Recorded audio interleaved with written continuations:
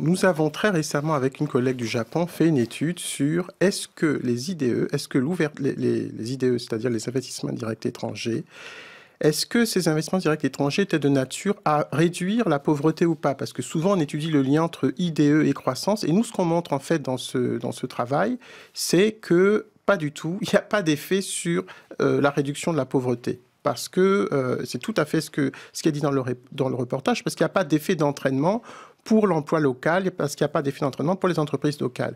Donc, effectivement, moi, je suis tout à fait en accord avec ce qui vient d'être dit, c'est que le développement, il passe par le développement des PME, c'est-à-dire qu'il passe par le développement de chaînes de valeur locales. Et c'est ça qui bénéficie effectivement à la population. Bon. Qu'est-ce que vous appelez le développement de chaînes de valeur locales? Le développement de chaînes de valeur locales, ça veut dire tout simplement que c'est le secteur privé local, en particulier les petites entreprises, qui sont à l'origine de la création de valeur. Par exemple, pour reprendre l'exemple que vous utilisiez tout à l'heure, les fabricants de serrures. Les fabricants de serrures, ou prenons un cas autre, la fabrication de tomates concentrées. Si vous voulez, en fait, vous avez une agriculture, les Africains cultivent de la tomate, utilisent aussi de la tomate concentrée. Si, comme c'est le cas par exemple au Ghana, mais dans d'autres pays aussi, la tomate concentrée, si elle est fabriquée par une industrie locale, ça donne des emplois à des entrepreneurs, ça donne des emplois à des personnes. Mais si cette usine est financée par des fonds étrangers au profit d'une entreprise étrangère, elle va quand même créer des emplois sur place, elle va quand même nouer des liens avec des fournisseurs locaux. Oui, absolument, mais la réalité montre que c'est pas nécessairement, c'est ce qui était dit dans le reportage, c'est pas nécessairement le cas parce que, si vous voulez, l'entrepreneur, lui, son objectif, c'est pas... Bon, parce que c'est son travail. Son objectif, c'est pas de réduire la pauvreté. Son objectif, c'est de faire des bénéfices et puis éventuellement de les rapatrier. Donc nous, ce qui nous intéresse, c'est... nous, c'est qui nous? Nous, c'est les macroéconomistes, disons, qui font du développement. C'est de penser une croissance qui soit inclusive, et qui s'appuie sur, alors je nuancerai ce propos dans un instant, mais qui s'appuie sur le développement du secteur privé. Bon, ceci ne peut fonctionner que si, parallèlement, vous avez des États stratèges. Et c'est un petit peu le danger, en fait, du discours que l'on entend. Un État stratège, c'est un État qui dit oui, moi je souhaite que le développement du pays passe par l'essor d'entreprises domestiques. Donc ça veut dire je veux donner sa chance à tout le monde. Je veux qu'un entrepreneur qui a des idées puisse effectivement bénéficier de la concurrence et puis innover, etc. Un des problèmes des pays africains, il est là. C'est-à-dire que vous pouvez avoir un secteur privé qui est potentiellement développé, mais le cadre institutionnel ne favorise pas l'émergence d'un secteur privé parce que, si vous voulez, on ne va pas jusqu'au bout. On ne va pas jusqu'au bout de la concurrence, quoi. Il n'y a pas de mesures efficaces pour lutter contre les pratiques anticoncurrentielles. Vous avez des oligopoles dans un certain nombre de secteurs d'activité. Et donc ça, c'est totalement dramatique pour le secteur privé, bien entendu.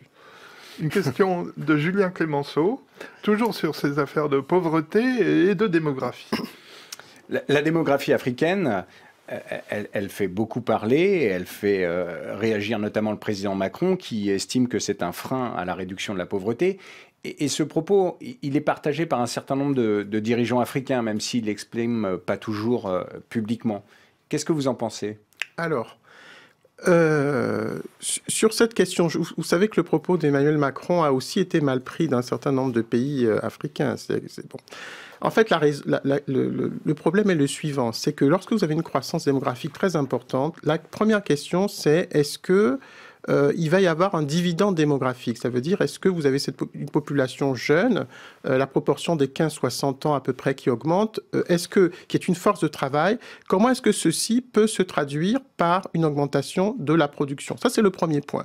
Le deuxième point important, c'est qu'il y a une variable, et je reviendrai là-dessus, il y a une variable clé qui est les taux de fertilité. Donc les choses sont assez simples. Normalement, lorsque vous avez une population en âge de travailler qui augmente, c'est une force de travail, donc ça doit contribuer à augmenter le niveau de production. Mais il y a des conditions qui ne sont pas toujours vérifiées. La première condition, c'est le capital humain, malheureusement, qui fait encore défaut pour différentes raisons. Si vous n'avez pas une population qui est éduquée, si vous n'avez pas des gouvernements qui investissent massivement, qui font un choc dans l'éducation, pas simplement dans l'éducation primaire, mais aussi dans l'éducation secondaire et dans le supérieur, comme ce que font les pays asiatiques. Si vous n'avez pas ça, eh bien, en fin de compte, vous faites naître des pauvres. Ça veut dire des personnes dont le capital humain ne va pas s'améliorer et les économies ne vont pas nécessairement en bénéficier. Donc ça, c'est important. Le deuxième levier important, c'est les taux de fertilité. Qu'est-ce qu'on remarque aujourd'hui? Si vous comparez l'Afrique subsaharienne avec l'Afrique du Nord, en réalité, ce qui se passe, c'est que les pays d'Afrique du Nord sont en train de finir leur transition démographique. Ça veut dire qu'il y a un ralentissement très important de la croissance de leur démographie. On estime que depuis 2010, la courbe s'est inversée. Pour les pays d'Afrique, ça continue. Et donc la question importante, les gens disent, mais qu'est-ce qu'on peut faire pour ralentir le taux de fertilité? Il y a deux points de vue. Il y a le premier point de vue, qui est le point de vue des Asiatiques, des Indiens, etc., qui faut dire qu'il faut le faire de force parce que si on compte sur les ressorts socioculturels, c'est très compliqué parce que les gens ne comprennent pas d'avoir moins d'enfants, etc.